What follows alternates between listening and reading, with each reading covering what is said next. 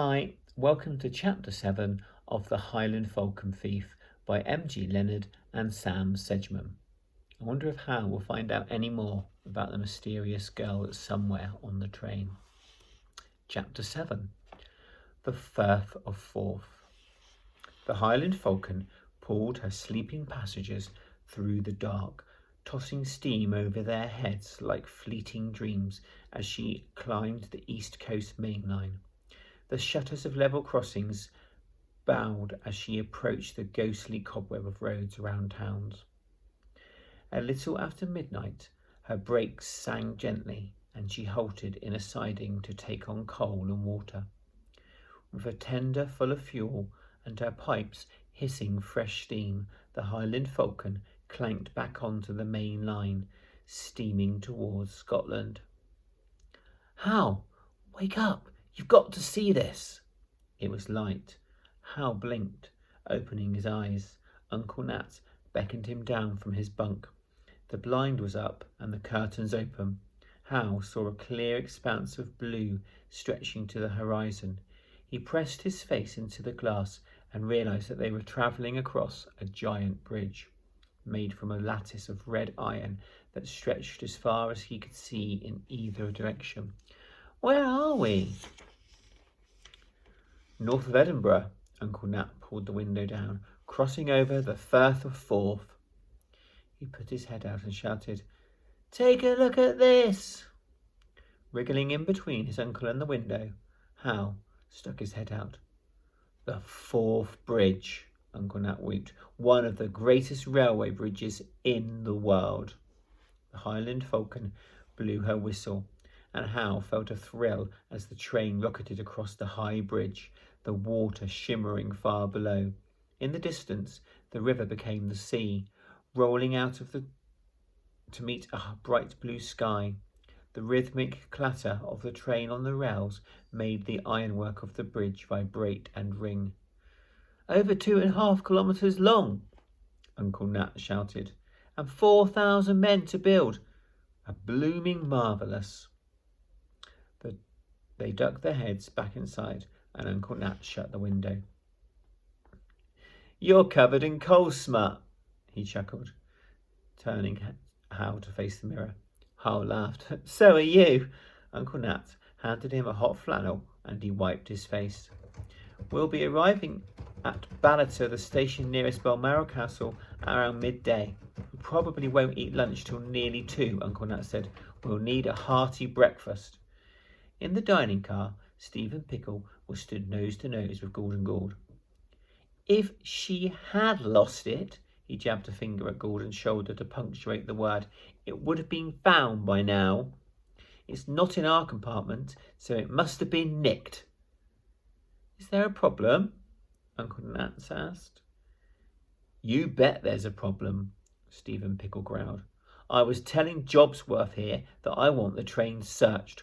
One of his crooked crew has pocketed my wife's diamond brooch." "All my attendants have a long history of serving the royal family," stammered Gordon. "They're completely trustworthy." "Someone's pinched it," snarled Stephen Pickle, stepping back. He looked at Hal, narrowing his eyes. "And when I catch them, I'm going to wring their neck." He stomped away, plonking himself down at a table opposite his wife, who was wearing sunglasses. Wheat fields framed by beech hedgerows rolled past the windows as Hal and his uncle ordered breakfast. Hal was sketching the Forth Bridge when Lady Lansbury arrived in a cloud of white docks, greeting everyone cheerfully as she stalked around the carriage. Hal reached out under the table and ruffled Bailey's fur as she passed. He turned to a clean page in his sketchbooks and started to draw the dog. "It's disgusting," Stephen Pickle grumbled loudly to Lady Lansbury, his knife and fork clattering down onto his plate. "We're victims of a crime, and no one is doing anything about it. My wife's a wreck."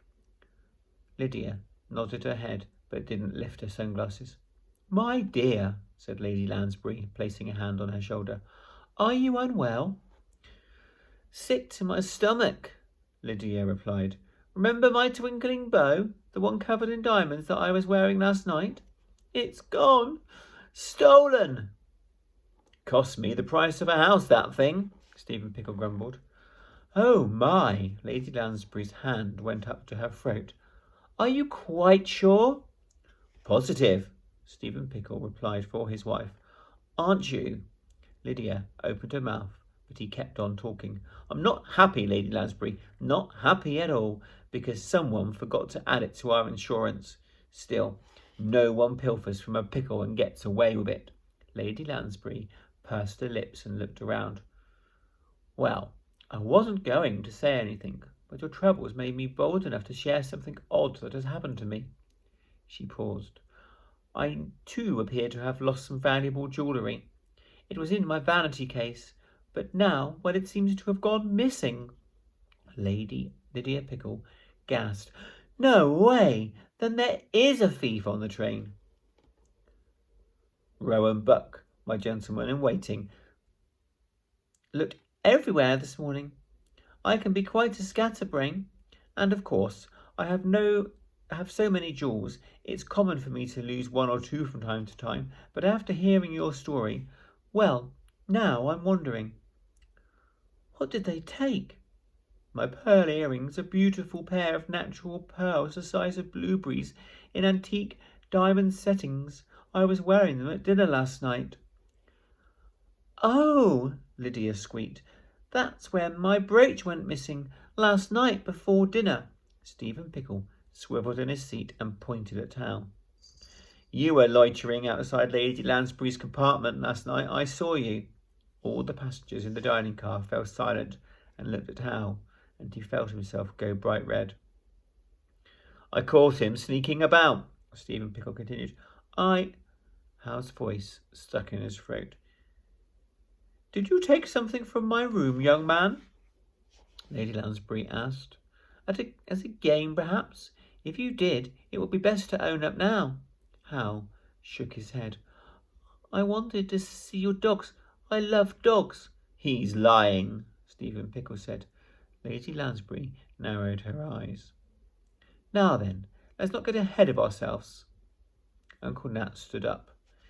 His voice was calm and reasonable. I suggest that you both report your suspected crimes to the police once we arrive at Ballater, and allow the proper authorities to look into the matter.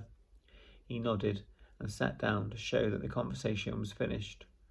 I'm watching you, Steve Pickle growled at Hal. Thieving little brat.